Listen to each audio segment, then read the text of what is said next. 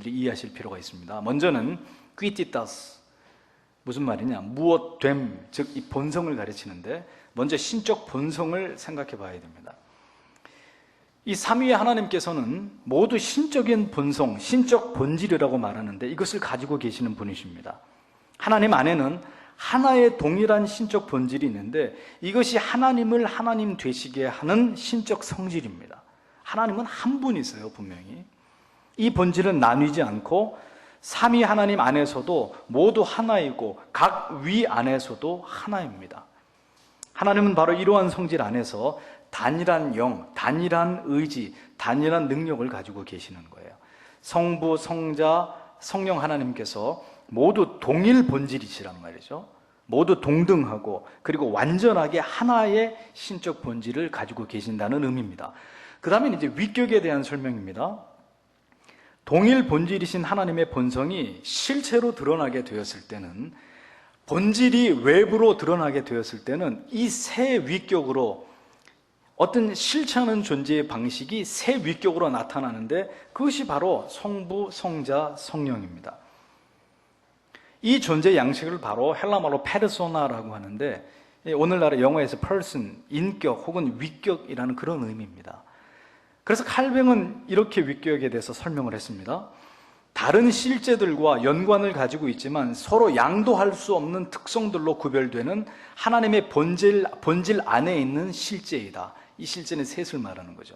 또 종교개혁가 멜랑톤은 위격이란 실제하는 것으로 개별적이며 살아있고 지적이며 비공유적이고 다른 것에 의해서 유지되거나 다른 것의 부분도 아니다, 이렇게 정의를 했습니다.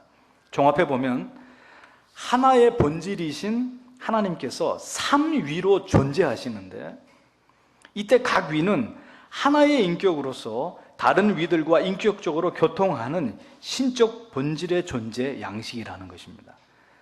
따라서 하나님께서는 한 분이시면서도 삼위가 각각의 구별된 인격을 가지심으로 서로 간에 교통하고 계시는 그런 분이라는 거예요. 그래서 하나님을 세 신으로 보는 것은 결코 올바른 삼위일체의 해석이 아닙니다. 그러니까 하나님 따로, 성부 따로, 성자 따로, 성령 따로라고 얘기해서는 이것은 삼위일체 교리에 대치되는 해석이에요.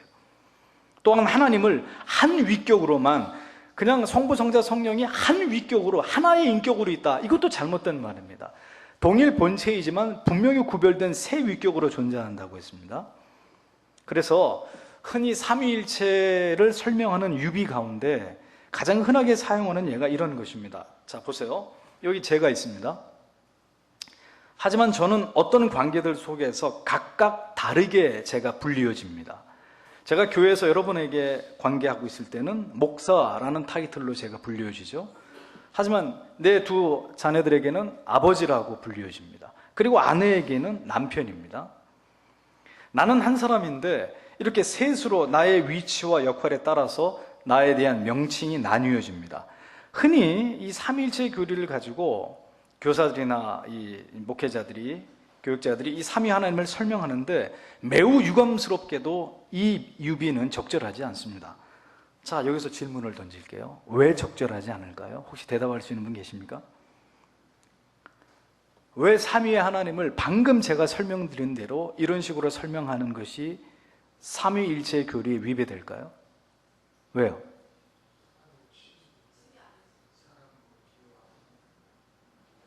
예? 다시. 신인데, 그러니까 유비죠.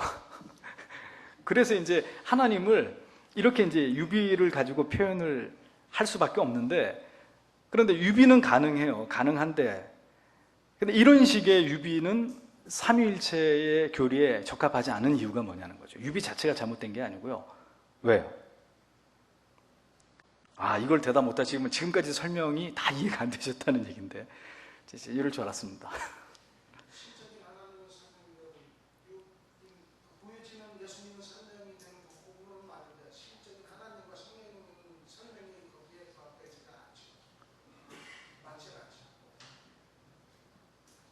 예, 비슷한데 더 정확하게 한번 얘기해 보세요. 왜냐하면, 왜요? 왜 이 비유가, 이 유비가 적절치 않은지. 저는 새 위격을 가지고 있지 않기 때문입니다. 셋으로 세 가지 각기 다른 명칭으로 불려질 수 있어도 저는 세 위격이 없잖아요. 저는 하나의 인격밖에 없죠. 그래서 이것은 적절한 비유가 될 수 없는 것입니다. 그러니 어떤 비유로도 삼위일체를 설명하는 데는 명백한 한계가 있다는 거예요. 그래서 이성적으로 추론할 수 없다는 것입니다. 위라는 표현은 하나의 단일한 신적 본질이 세 실제로 존재한다는 거예요. 이게 참 어려워요. 그래서 역사상 가장 위대한 교의 신학자 중에 한 사람으로 꼽히던 프란시스 튜레티는 이 위격과 본질에 대해서 설명하기를, 위격들은 서로 교통한다는 점에서 하나의 신적 본질과는 구별된다. 각 위당 각 본질이 있으면 삼신론이 되는 거예요. 그러니까 이건 삼위일체가 아닌 거죠. 구별된다. 피조물의 경우 하나의 존재에 오직 하나의 실제가 있을 뿐이지만, 하나님의 경우에는 자신의 한 존재 안에 여러 본질 안에 각기 구별된 세 실제가 존재하는 것이다. 이렇게 튜레티는 그렇게 삼위일체에 관해서 고찰을 했습니다.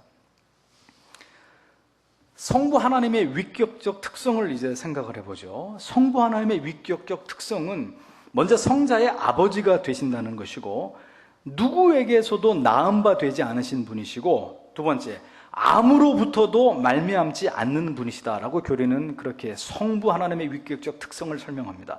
이에 관해서 제가 두 가지를 설명했죠. 누구에게로부터도 낳은 바 되시지 않는다. 이것은 뭘 말하냐면 새 위격의 관계 속에서 성자와 성령과의 독특한 차별성을 설명하는 것입니다. 성부 하나님은 스스로 존재하시는 거예요. 성자로부터 말미암은 것도 아니고 성령으로부터 말미암은 것도 아니라는 것입니다. 또 두 번째 설명할 때 아무로부터도 말미암지 않으신 분이라는 의미는 하나님은 모든 다른 피조물들로부터 구별되는, 영원 전부터 스스로 존재하시는 분이심을 나타내는 특성이라고 교회학자 헤르만 바빙크는 또 그렇게 설명을 합니다. 그러니 하나님의 하나님 되심은 영원하시고, 그분은 자신의 존재에 또 다른 근원이 없으신 분이에요. 무엇으로부터 이렇게 나오신 분이 아니라는 겁니다. 성부는 성자를 낳으셨지만 성자는 또 다른 성부가 아니고, 성부 또한 또 다른 성자로 분할된 것이 아니라는 거예요. 하나님께서는 모든 피조물들과의 관계 속에서 또 그분은 사랑과 긍휼과 공의와 자비 등의 속성을 드러내고 계시는 분입니다. 그것이 삼위에서 성부 하나님의 위격적 특성입니다. 이제 성자로 넘어가서 우리가 여기 이제 성자가 성부로부터 낳은 바 됐다는 말을 했는데, 이 부분을 한번 잘 살펴보죠. 낳은 바 되심의 특성, 이것이 성자의 위격적 특성인데, 성자 하나님의 위격적 특성은 성자가 성부에게서부터 낳은 바 됐는데 성부와 분리되지 않으시고, 그리고 성부와 함께 하시는 분이라는 겁니다. 성자는 제2위로 하나님께로부터 낳은 바 되셨어요. 근데 여기서 우리가 낳는다는 표현을 할 수밖에 없는데, 사실은 이 낳는다는 개념이 마치 어머니가 아이를 낳는 그런 개념하고는 다릅니다. 그게 왜 다르냐면, 동일한 신적인 본질 안에서 성부는 성자를 낳으시고 성자는 성부께로부터 낳은 바 되셨습니다. 이것은 시간 세계 안에서 이루어진 것이 아니에요. 시간 세계 안에서 이루어졌다면 하나님이 성부께서 성자를 낳았다라는 말이 이해가 됩니다. 하지만 성부가 성자를 낳았다는 것은 시간 세계 안에서 일어난 일이 아니기 때문에 영원한 세계에서 이루어진 것이기 때문에 성자가 성부에게서 낳은 것은 사실인데, 재미있는 것은 성자가 성부 없이 존재할 때가 있었을까요? 없었을까요? 자, 시간 세계 안에서는 누가 누구를 낳고라는 개념이 이해가 됩니다. 하지만 시간 세계에서 벗어난 어떤 그 공간 속에서 성부께서 성자를 낳았다. 그러면 성자 없이 성부께서 존재하시던 시기가 있었을까요? 없었을까요?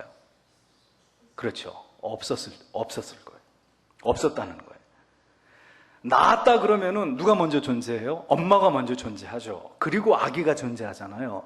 근데 이건 시간 세계 안에서의 낳는다는 개념이고, 하나님께서 성부께서 성자를 낳았다는 것은 시간의 개념 안에서 파악될 수 있는 문제가 아니에요.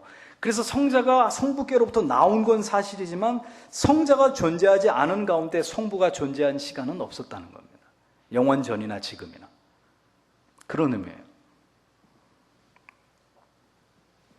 성자는 성부에게서 낳으신 분이시지만 성부와 항상 함께 계셨던 분이라는 겁니다.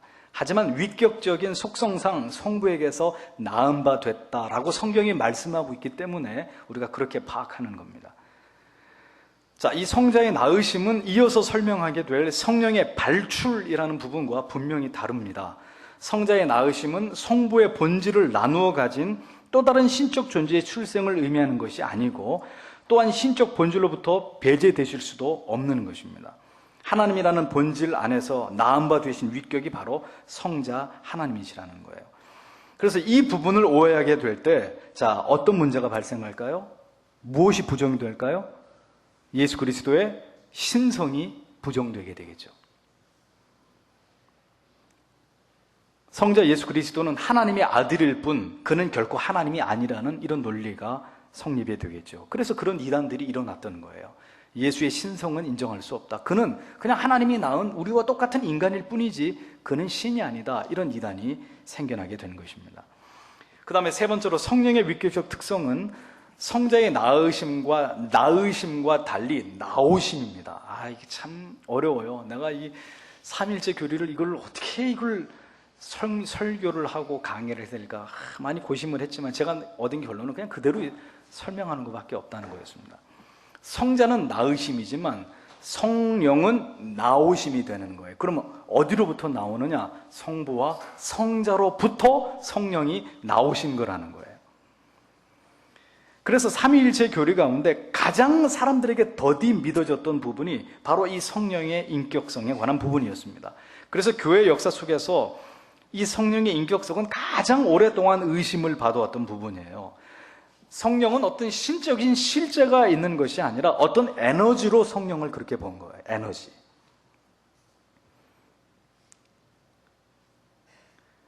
아리우스주의나 펠라기우스주의, 또 소키누스주의, 아르미니우스주의, 그리고 이실론 등에서 이 성령의 인격성이 철저하게 부인되었습니다. 그러나 성령은 분명히 하나님과 동일한 신적 본질을 가지신 삼위 중에 한 분이시고 위들 간의 존재에 있어서도 분명히 하나님의 위격이시고 삼위의 하나님 안에서 위들 간에 상호 교통하시고 그리고 인간들과도 인격적으로 교통하시는 분이 성령 하나님이십니다.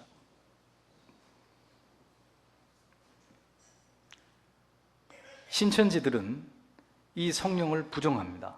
여호와의 증인도 마찬가지고 신천지들은 제2의 보혜사가 있는데 그가 이만희라고 소개를 하고 있죠. 얼토당토하는 얘기입니다. 성령의 위격적 특성, 아까 말씀드린 대로 성부와 성자로부터 발출됐다. 그래서 위격상 제3위가 되는 것입니다. 1위는 성부, 2위는 성자, 3위가 성령.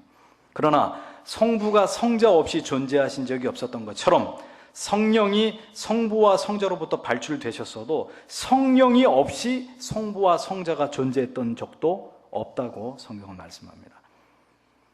우리의 시간의 순서는 개념을 내포하고 있습니다. 그래서 장남, 차남, 막내 이런 개념은 태어난 시간의 차이로 인해서 발생을 하는 것이죠. 하지만 시간조차도 하나님의 피조의 한 부분이니 시간의 개념 너머에 계시는 그런 성부, 성자, 성령 하나님의 이 세 위격의 존재하심의 특성을 이해하기란 우리의 이성으로는 분명히 한계가 있는 부분이라는 겁니다. 중요한 것은 삼위일체 하나님에 대한 각 위격과 또한 신적 본질에 대한 이 개별적인 이해와 더불어서 합일적인 이해가 우리 안에 필요하다는 거죠. 삼위 하나님에 대해서. 결코 삼위 하나님을 각 위격별로 이렇게 분리해서 이해하거나 분리된 각 위격과의 부분적인 관계는 결코 올바른 신앙이 아니라는 것을 오늘 여러분들은 매우 중요하게 이 부분을 생각하셔야 됩니다. 역사 속에서 그릇된 하나님의 신앙에 대한 오류가 무엇이었다고 생각하십니까? 어떤 시대는 성부만을 하나님으로 인정하고 성자와 성령의 위격에 대해서는 무시했습니다. 인정하려고 하지 않았습니다. 그런 무지함이 저질러졌던 시대가 있었습니다. 성자의 신성과 성령의 인격성이 부정하던 때가 있었다고 말씀을 드렸죠. 이렇게 삼위일체의 하나님, 이 하나님에 대한 정확한 이해와 그리고 삼위일체 하나님에 대한 종합적이고 합일적인 이해를 바탕으로 우리가 하나님을 신앙하지 않을 때는 신앙은 성경이 말씀하고 있는 삼위일체 하나님에 대한 신앙이 아닌 성부 또는 성자 또는 성령 하나님에 대한 부분적인 신앙으로 기형화될 수 있다는 거예요. 구약의 성부 하나님만을 하나님으로 경외한다든지,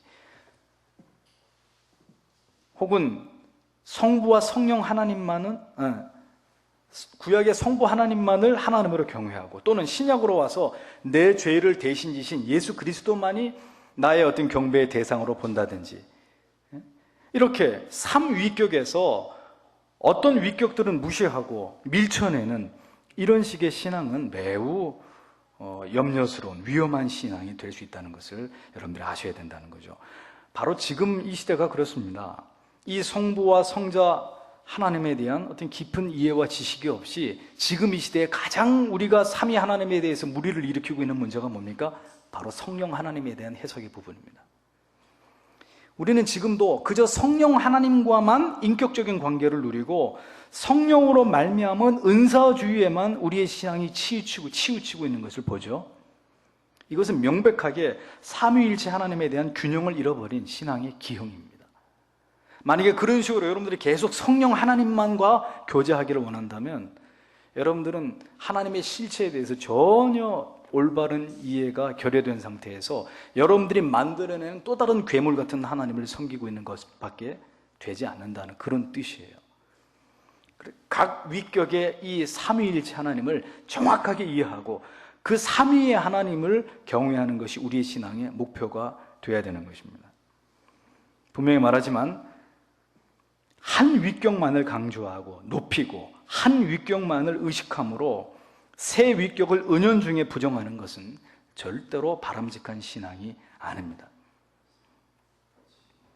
삼위일체 하나님에 대한 이런 무지와 오류로부터 결국 신앙의 미끄러짐과 신앙의 혼란과 방종이 시작되는 거예요. 그래서 성부와 성자는 온데간데 없고 죽자 살자 성령만 붙들고 이렇게 늘어지는 이상한 신앙으로 흘러가 버리게 되는 것입니다. 하나님에 대한 그릇된 이해는 바로 유대인들이 성자 예수께 범한 오류를 그대로 현재적으로 재현하는 중대한 범죄가 된다는 것을 기억하셔야 됩니다. 유대인들은 성부 하나님에 대한 율법적 경외만을 중시했죠. 나사렛에서 온 한 청년이 자기가 하나님의 아들이라는 고백을 유대인들이 어떻게 생각했습니까? 저 무슨 미친놈이 와가지고 지가 하나님의 아들이냐? 이렇게 성자됨을 부정하지 않았습니까? 그러니까 우리도 오늘 똑같은 그런 신성 모독을 행하고 있는 거예요. 소위 성령주의자들이 행하는 이 비신학적인 삼위일체의 교리에서 어긋난 그런 그들의 주장은 이 시대에 굉장히 사실은 문제가 되고 있는 그런 어떤 오류의 신학이라고 교리라고 말할 수 있는 것입니다. 마치 이 시대에 하나님은 성령 하나님만이 존재하시고 성령 하나님만이 우리의 기도를 들으시고 성령 하나님만이 어떤 은사들을 계시들을 주시는 것으로 오해하고 있는 것들을 본단 말이죠. 마치 성령만이 마지막 때에 온갖 기적과 이적을 행하시는 것처럼 이해되고 있는 그릇된 성령주의의 어떤 모습들을 우리가 보고 있다는 겁니다. 우리가 기도할 때 하나님을 부르고 하나님께 하는 게 아니라 성령 하나님께만 국한되는 그런 기도를 우리가 드리는 경우가 있어요. 이게 모두 다 한쪽으로 지금 치우쳐버린 삼위일체 하나님에 대한 그릇된 인식의 결과물들이라는 거예요. 절대로 그렇게 기도해서는 안 돼요. 언제나 여러분들이 기도할 때는 살아계신 하나님 이러고 부를 때 그 하나님은 이 삼위의 위격을 대표하는 성부 하나님을 향한 기도가 되는 것입니다. 마태복음 28장 19절에서 하늘과 땅의 모든 권세를 내게 주셨으니 그러므로 너희는 가서 모든 족속으로 제자를 삼아 아버지와 아들과 성령의 이름으로 세례를 주고 내가 너희에게 분부한 모든 것을 가르쳐 지키게 하라는 말씀이 나옵니다. 이 말씀을 주위에서 보면 아버지와 아들과 성령의 이름으로 이렇게 되어 있습니다. 이 부분을 직역을 하면 아버지와 아들과 성령의 이름 안으로 이렇게 되어 있어요. 영어 성경에 in the name of라고 되어 있지 않고 into the name of라고 되어 있습니다. 이것은 뭘 말합니까? 우리가 세례를 받으면서 하나님의 자녀가 된다는 것은 성삼위의 하나님 속으로 우리가 들어가 버리는 거예요. 그분에게 소속이 되어 버리는 것을 뜻하는 것이라는 겁니다. 세례는 단순히 그냥 물을 부어서 이 사람의 죄가 씻어졌다는 그런 어떤 드러난 의미보다도 오히려 더 중요한 의미는 이 세례를 베푸는 것을 통해서 내가, 죄인인 내가 성삼위의 하나님 속으로 들어갔다. 그래서 그 하나님과 결합됐다, 연합됐다는 그런 의미가 세례란 말이에요. 그러므로 우리는 성삼위 하나님에 대한 신앙으로 언제나 우리의 신앙의 대상이 성령 하나님만도 아니고 또 십자가를 지신 성자 하나님만도 아니고 그리고 지엄하신 성부 하나님만도 아닌 성삼위의 하나님이 우리의 신앙의 대상임을 기억하고 삼위의 하나님에 대한 올바른 신앙과 고백을 바탕으로 하나님을 경외하는 성도들이 되어야 된다는 것입니다. 우리의 신앙은 이렇게 성삼위 하나님에 대한 완전한 사랑과 그리고 경배와 그리고 믿음과 헌신이 되어야 합니다. 천지 만물을 지으시고 그리고 타락한 인간들을 위해 구속의 계획을 세우신 하나님, 그리고 그 구속의 사역을 성취하신 예수 그리스도, 그리고 오늘도 예수 그리스도의 복음이 증거되어서 예수를 구주로 영접하도록 역사하시는 이 구속이 모든 택하신 자녀들에게 적용되도록 역사하시는 성령 하나님, 이 삼위 하나님의 사랑과 은혜에 우리는 깊이 감사하고 그 삼위일체 하나님을 신앙하는 일에 우리의 믿음이 흔들리거나 균형이 치우친다거나 우리의 신앙이 혼란에 빠진다거나 삼위의 한 분의 사역이나 위격의 독특성만을 강조하고 주장하는 이 시대의 이상한 시류에 여러분들이 절대 영합하는 일이 없어야 될 것입니다. 이것이 삼위일체 하나님에 대한 올바르고 건강한 신앙의 길인 것입니다. 마지막 때가 될수록 더 힘써서 이 삼위 하나님에 대한 올바르고 건강한 신앙을 여러분들이 지키기 위해서 더욱 진지한 신앙으로 하나님을 경외하셔야 돼요. 과거가 그랬듯이 앞으로의 미래 속에서도 반드시 제가 예언을 하건대 이 예언은 그런 예언이 아니고 오해하지 마시고요.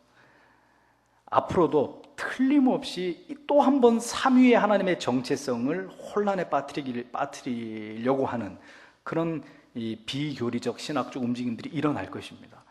이미 알파 코스니 무슨 뭐 은사주의 운동이니 또 G12니 이상한 또 무슨 중세의 그 신비주의 이단의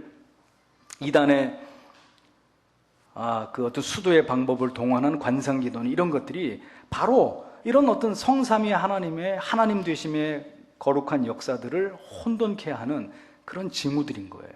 그래서 여러분들이 잘 보시고 언제든지 이 성삼위 하나님에 대한 신앙과 경외에 여러분들의 믿음이 정확히 뿌리 내려져서 어느 한쪽으로도 치우침이 없는 그런 신앙으로 하나님을 경외하는 여러분들이 다 되시기를 주님의 이름으로 축복합니다. 기도하겠습니다.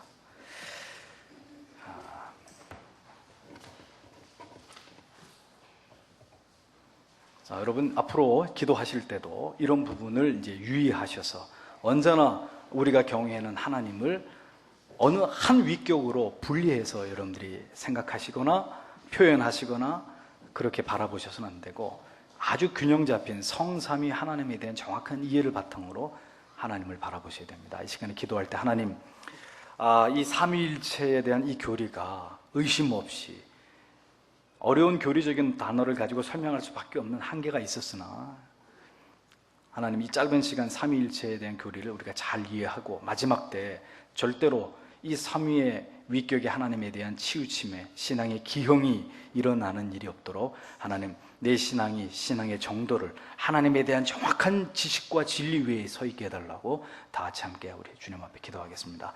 아버지